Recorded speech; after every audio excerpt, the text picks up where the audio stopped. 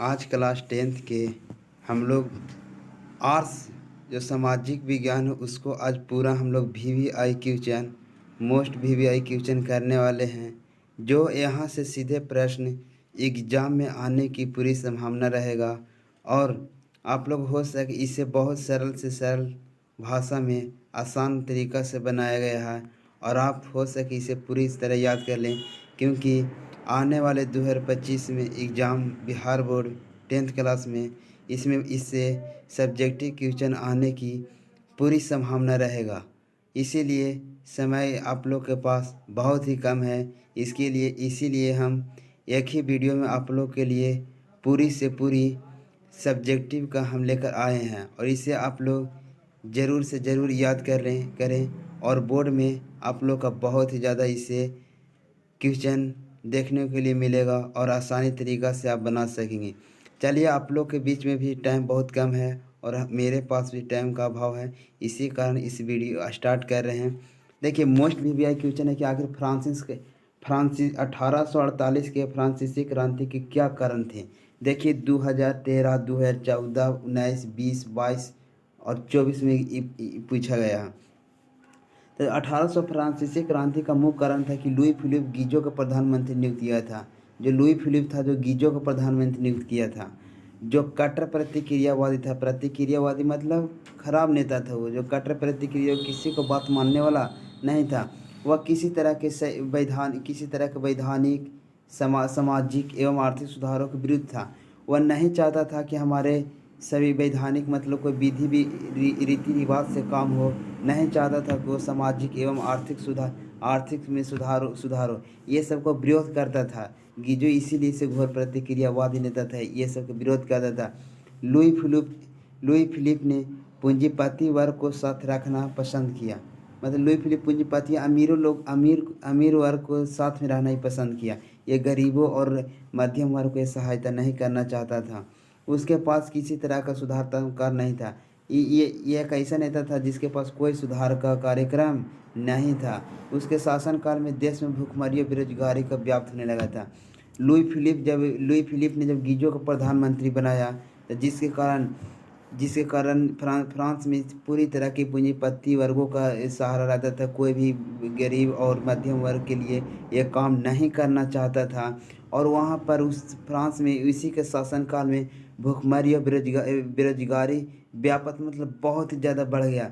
जब लोगों के बीच में जब किसी के साथ आर्थिक अंत होता है तो वहाँ पर क्रांति ही जरूर किया जाता है।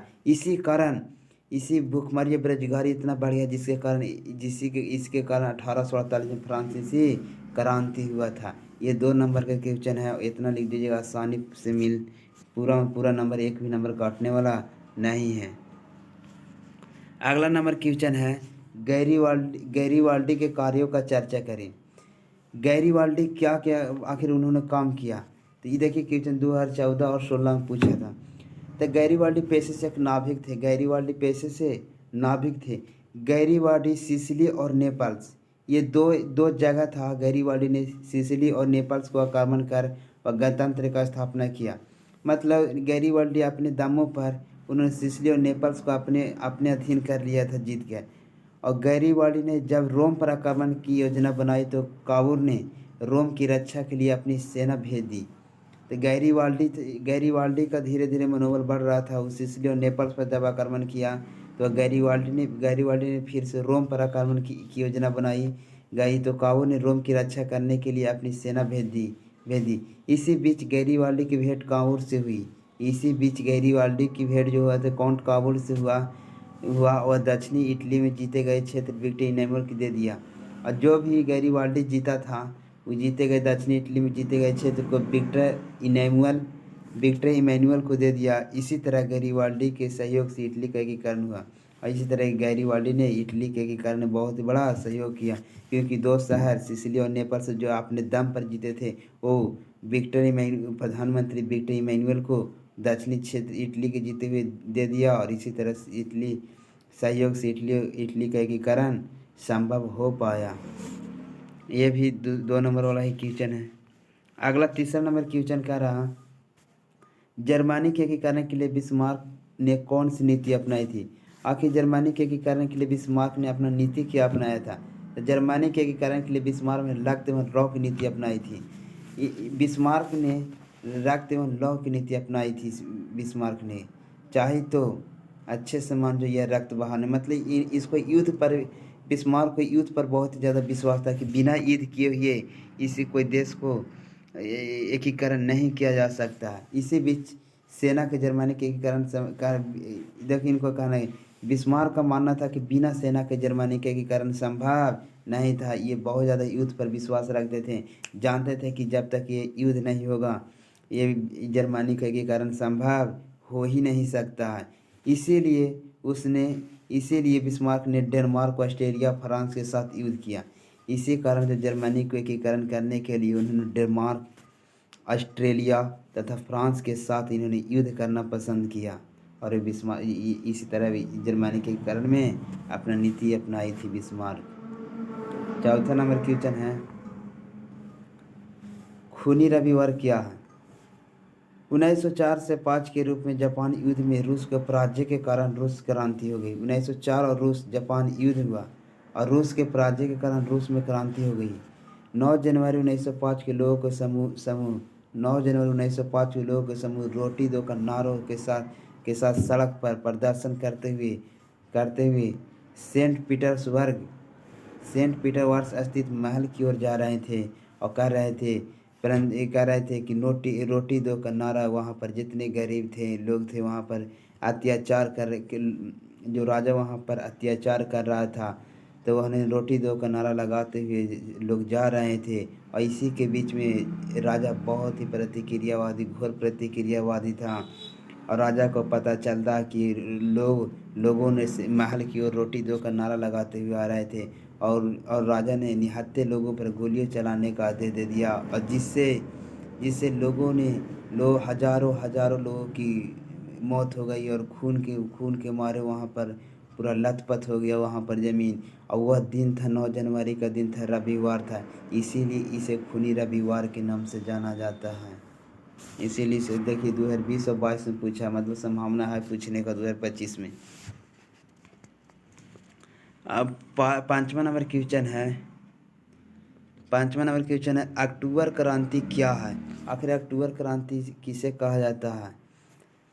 तो 7 नवंबर 1917 ईस्वी को बोल्शेविकों ने लेनिन के नेतृत्व में पेट्रोग्राद के रेलवे स्टेशन, बैंक, डाकघर, टेलीफोन केंद्र, कचहरी और अन्य सरकारी भवन पर अधिकार कर लिया और केरेंस्की रूस छोड़कर भाग गए। इसी से रूस की अक्टूबर क्रांति के नाम जाता है। देखिए तो अक्टूबर क्रांति को बोल्शेविक क्रांति के नाम से भी जाना जाता है। अक्टूबर क्रांति को बोल्शेविक क्रांति के नाम से भी जाना जाता है। वो अक्टूबर क्रांति बोल्शेविक क्रांति 7 नवंबर 1917 ईस्वी को हुआ था, जो लेनिन के नेतृत्व में पेट्रोग्राद के रेलवे स्टेशन, बैंक, डाकघर, टेलीफोन केंद्र, कचहरी और अन्य सरकारी भवन पर अधिकार कर लिया। मतलब सभी लोग रेलवे स्टेशन, बैंक, डाकघर, टेलीफोन, कचहरी और अन्य सरकारी भवनों पर सब अधिकार कर लिया और केरेंस्की रूस छोड़कर भाग गया। इसे ही रूस की अक्टूबर क्रांति के नाम से जाना जाता है। इसे ही रूस की अक्टूबर क्रांति के नाम से जाना जाता है। छठा नंबर है क्वेश्चन है, सर्वहारा वर्ग किसे कहते हैं? सर्वहारा मतलब जिसमें सभी लोगों का सर्वहारा मतलब जिसमें सभी लोग हो, जिसमें सभी लोगों के बारे में बात किया जाता है। सर्वहारा मतलब जिसमें सभी लोगों के बारे में बात किया जाता है। तो कहा गया है सर्वहारा समाज का वैसा वर्ग जिसमें किसान, मजदूर, आम गरीबी लोगों शामिल हो, उसे सर्वहारा वर्ग कहते हैं। मतलब सर्वहारा वर्ग में सभी लोग गरीब, मजदूर, किसान लोग रहता है, इसे ही सर्वहारा वर्ग के नाम से सर्वहारा वर्ग कहते हैं। अगला नंबर है कि रूसी क्रांति के किन्हीं 2 कारणों का वर्णन करें।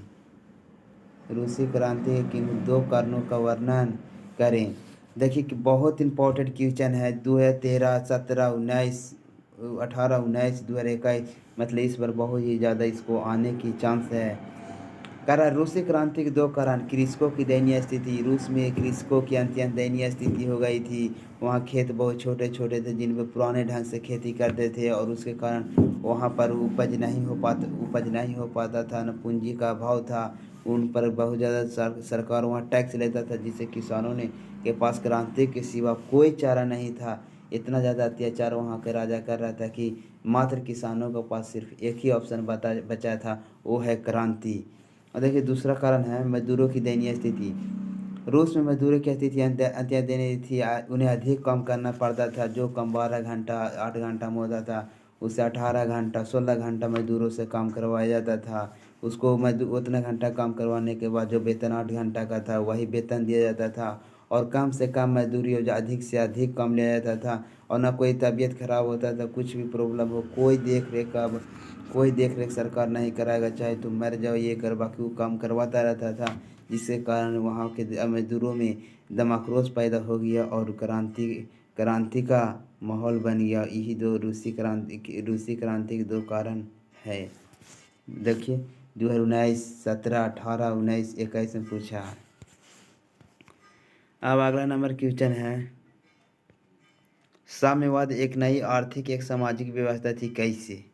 साम्यवाद मतलब होता है जिसमें सभी लोग का भलाई हो, सभी लोग का भलाई हो। एक नई आर्थिक तो सही है कि जिसमें पहली बार ये साम्यवाद नीति आया था, जिसमें सभी लोगों के भलाई के बारे में सोचा जा रहा था।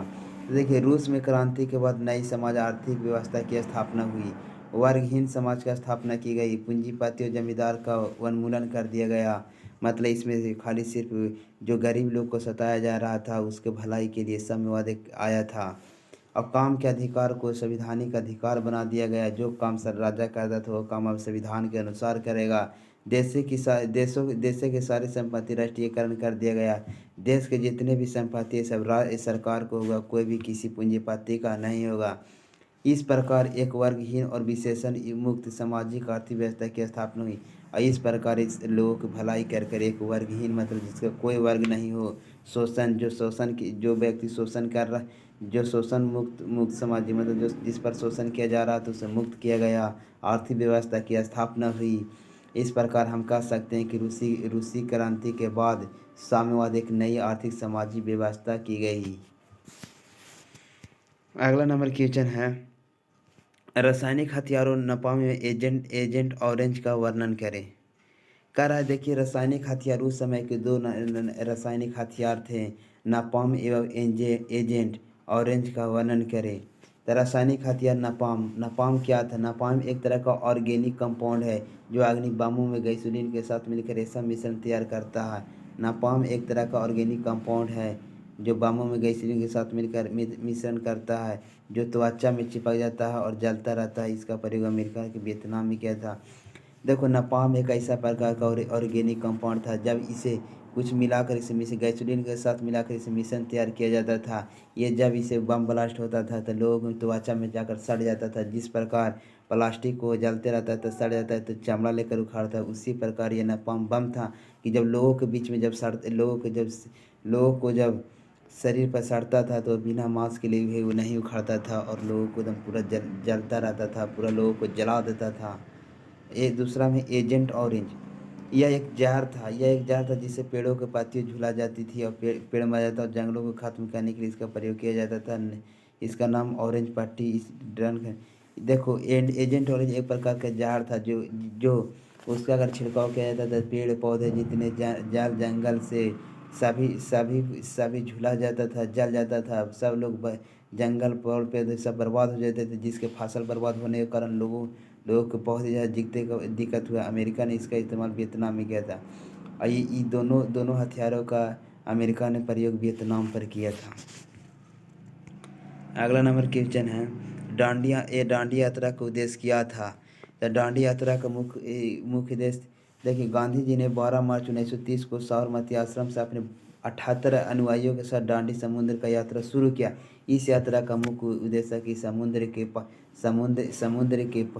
समुद्र के पानी से नमक बनाकर कानून तोड़ना, क्योंकि कानून पर टैक्स लिया जाने लगा था। इसी कारण महात्मा गांधी ने डांडी यात्रा के डांडी यात्रा से जाकर सबसे पहले समुद्र में नमक बनाकर इस कानून को भंग कर दिया। अंग्रेज़ों के जो कानून बनाया गया था कि नमक पर टैक्स लिया जाएगा, उस कानून को भंग कर दिया गया था। अगला नंबर क्वेश्चन है, चंपारण सत्याग्रह का संक्षिप्त वर्णन दें। चंपारण सत्याग्रह में क्या हुआ था? चंपारण सत्याग्रह 1917 में महात्मा गांधी के नेतृत्व में यह विरोध किया गया था। तो बिहार में तीन काठिया प्रणाली व्यवस्था प्रचलित थी। बिहार में तो तीन काठिया प्रणाली प्रचलित थी, मतलब 20 काठा में 3 काठा खेत। इस व्यवस्था में किसानों को अपने 20 काठा में 3 काठा भूमि पर नील की खेती करनी पड़ती थी। इसी प्रणाली के विरोध में गांधी 1917 में चंपारण सत्याग्रह किए थे। और जब नील की खेती की जाती थी तो पूरी भूमि बंजर हो जाती थी, और न ही वहाँ पर कोई भी फसल का उपजाऊ हो पाता था। और लोगों को बहुत ही ज़्यादा 3 काठिया प्रणाली से बाकी अंग्रेज़ों को 20 काठा में 3 काठा खेती करने के लिए अनिवार्य कर दिया था। अगला नंबर क्वेश्चन है, असहयोग आंदोलन का प्रथम जन आंदोलन था कैसे? असहयोग आंदोलन प्रथम जन आंदोलन था कैसे? तो असहयोग आंदोलन महात्मा गांधी के द्वारा 1920 ईस्वी में शुरू किया गया था। तो यहाँ सब्जेक्टिव बनता है कि असहयोग आंदोलन किसके द्वारा और कब चलाया गया था? महात्मा गांधी के द्वारा 1920 ईस्वी में शुरू किया गया था। इस आंदोलन में इस असहयोग आंदोलन में छात्र, नौजवान, मजदूर, किसान, महिला सभी वर्ग के लोग ने बढ़ चढ़कर भाग लिए थे। इसीलिए इस असहयोग आंदोलन को जन आंदोलन कहा जाता है, क्योंकि यहाँ पर A to Z सभी लोग, बूढ़ा हो, मजदूर हो, जवान हो, किसान हो, सभी लोगों ने भाग लिया था। इसीलिए इसे जन आंदोलन कहा जाता है, क्योंकि यह जनता का आंदोलन है।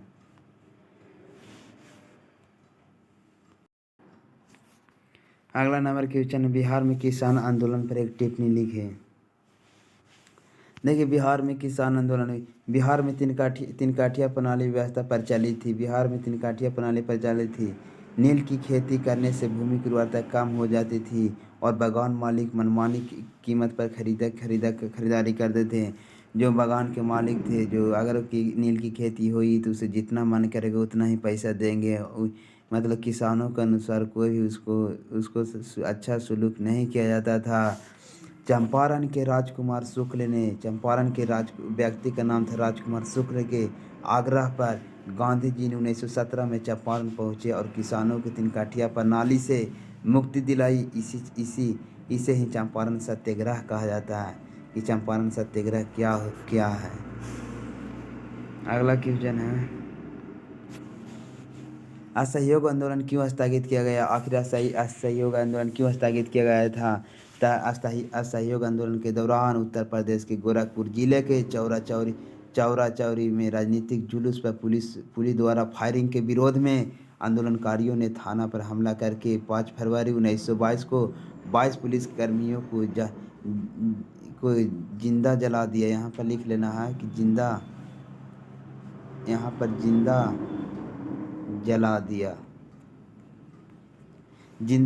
इसी घटना के कारण 12 फरवरी 1922 को गांधी जी ने असहयोग आंदोलन को स्थगित कर दिया, क्योंकि जलियांवाला बाग हत्याकांड से लोगों ने इतना ज़्यादा गुस्सा फूट गया था कि दोबारा अंग्रेज़ों को मौका नहीं देना चाहते थे। और जब ये लोग आंदोलन करते हुए जा रहे थे तब पुलिस वालों ने इस आंदोलन को दबाने के लिए फायरिंग किया, जिससे वहाँ के लोगों ने एकदम पूरा गुस्सा में आकर वहाँ पर 22 पुलिसकर्मियों को जेल में ही बंद कर जिंदा जला दिया। उन्होंने कहा कि जलियांवाला बाग कांड दोबारा नहीं होने देंगे और भारत को हम लोग आज़ाद करा करेंगे। उसी बीच महात्मा गांधी ने असहयोग आंदोलन को 12 फरवरी 1922 को गांधी जी ने असहयोग आंदोलन को स्थगित कर दिया, वापस ले लिया, बंद कर दिया। और 15 में है, औद्योगिकरण ने मजदूरों को आजीविका को किस तरह प्रभावित किया? औद्योगिकरण ने मजदूरों की आजीविका को किस तरह प्रभावित किया? तो औद्योगिकरण के कारण घरेलू उद्योग को मालिक मजदूर हो बन गए। औद्योगिकरण के मालिक मजदूर हो बन गए। और औद्योगिकरण हुआ कि पूरे विश्व में मशीनीकरण हो गया, जिसके कारण लोगों पर लोग इनका जीवन उद्योगपति द्वारा दिए गए वेतन पर निर्भर था। और बच्चों से 16 से 18 घंटे काम लिया जाता था। कारखाने ने उन्हें बेरोजगार बना दिया। औद्योगिकरण ने मजदूरों की आजीविका के साधन को समाप्त कर दिया था। और दैनिक उपभोग की वस्तुओं को खरीदने की स्थिति में नहीं थी। मतलब इतना ज़्यादा अत्याचार किया कि पूरी तरह औद्योगिकरण आकर मशीनीकरण होकर पूरे लोगों से, बहुत ज़्यादा बच्चों से भी काम करवाने लगे। अगला नंबर क्वेश्चन है, सलाम पद्धति की शुरुआत कैसे हुई? सलाम पद्धति औद्योगिकरण के कारण सलाम पद्धति की शुरुआत हुई। जब औद्योगिकरण हुआ तो उसी कारण सलाम पद्धति की शुरुआत हुई। औद्योगिकरण के फलस्वरूप औद्योगिकरण मजदूर वर्ग का उदय हुआ। औद्योगिकरण के फलस्वरूप औद्योगिक मजदूर वर्ग का उदय हुआ। ये मजदूर शहर में छोटे छोटे घरों में निवास करने के लिए बाध्य थे, जहाँ कोई बुनियादी सुविधा को उपलब्ध नहीं हुई थी। असलाम पद्धति की शुरुआत इसलिए है क्योंकि लोगों को अब गांव में काम नहीं मिल रहा था, मशीनीकरण हो गया, जिसके कारण लोग गांव शहर में काम करने आए और एक छोटे छोटे घरों में निवास करने के लिए बाध्य मजबूर हो गए। उन्हें एक ही रूम में 2 व्यक्ति या 3 व्यक्ति नहीं सो पाते थे, फिर भी बैठ कर के इसी तरह गुजारा करना पड़ता था, जहाँ कोई बुनियादी सुविधा उपलब्ध नहीं थी। अगला नंबर क्वेश्चन है श्रमिक वर्ग को आगमन शहरों में किन परिस्थितियों के अंतर्गत हुआ? तो श्रमिक वर्ग के अंतर्गत भूमिहीन कृषक मजदूर तथा कम भूमि वाले किसान वर्ग के लोग थे। इन्हें गांव में जमींदारों की भूमि पर बेरोजगारी करनी पड़ती थी। ये जमींदारी के शोषण के शिकार होते रहते थे। शहरों में कल कारखाने की स्थापना के बाद वह बेहतर रोजगार का अवसर यापन के साधन सुलभ होते देख भारी संख्या में ऐसे वर्ग लोग शहरों में आगमन हो गए। श्रमिक वर्ग, क्योंकि जब श्रमिक अंतर भूमिहीन कृषि मजदूर भूमि वाले किसान वर्ग के थे, इन्हें में जमींदारों और भूमि बेरोजगारों के रूप में बहुत ही ज़्यादा काम करवाया जाता था, इसके ऊपर शोषण किया जाता था। ये कारण इन्होंने शहर की ओर से पलायन होने लगे और वहाँ पर कारखानों में जाकर वो काम करने लगे। अगला क्वेश्चन, विश्व बाजार किसे कहते हैं? तो ऐसा बाजार जहाँ विश्व के सभी देशों की वस्तुएं आम लोगों के लिए उपलब्ध हो, उसे विश्व बाजार कहते हैं। मतलब ऐसा बाजार हो जहाँ पूरे विश्व खरीद सके, कोई एक देश नहीं, सभी देशों वहाँ पर जाकर अपने अपने वस्तु को खरीद सकता है, उसे क्या कहते हैं? विश्व बाजार कहते हैं। जैसे क्षेत्रीय बाजार, तो क्षेत्रीय बाजार उससे कहते हैं जो एक क्षेत्र के लोग जाकर वहाँ खरीदते हैं, उससे क्या कहेंगे? क्षेत्रीय। उसी प्रकार विश्व बाजार है जहाँ पूरा विश्व के लोग खरीदते हैं, उसे विश्व बाजार कहते हैं। अगला क्वेश्चन है कि आर्थिक संकट से आप क्या समझते हैं? आर्थिक संकट अर्थव्यवस्था में आने वाली वैसी स्थिति जहाँ कृषि, उद्योग और व्यापार का विकास अवरुद्ध हो जाए। मतलब हमारे तीनों प्रकार की कृषि क्या, जैसे प्रथम द्वितीय तृतीय तीनों प्रकार के उद्योग धंधे बंद हो जाए, कृषि, उद्योग और व्यापार के विकास अवरुद्ध हो जाए और लाखों लोग बेरोजगार हो जाए और बैंकों और कंपनियां दिवालिया हो जाए तथा वस्तु और मुद्रा दोनों बाजार में कोई कीमत न रहे, तो आर्थिक संकट कहा जाता है। मतलब लाखों लोग बेरोजगार हो जाए, कृषि, उद्योग, विकास कुछ नहीं हो, बैंक और कंपनियां दिवालिया हो जाए, वस्तु और मुद्रा दोनों का बाजार में कोई कीमत न रहे, उसे आर्थिक संकट कहा जाता है। इसीलिए आज हम लोग 1 से 20 क्वेश्चन तक करवा रहे हैं। आज हम 1 से 20 तक करवाए हैं और इसी के बाद कल हम पूरी तरह जो जितना भी VVI है, फिर 60 क्वेश्चन इसमें 60 क्वेश्चन हमें सब्जेक्टिव में देना है। इसे और आज 20 करवा रहा है, कल 25 क्वेश्चन करवा देंगे। मतलब 2 से 3 दिन में पूरी सब्जेक्टिव हम आर्ट्स के ख़त्म करवा देंगे। उसके बाद हम संस्कृत को सब्जेक्टिव लेकर आएंगे। उसके बाद हिंदी के सब्जेक्टिव लेकर आएंगे और उसके बाद फिर एक बार महामैराथन तीनों का ऑब्जेक्टिव कराएंगे। उसमें आप लोग का आंसर देना होगा और लाइव आने का भी हमको मौका दीजिए आप लोग।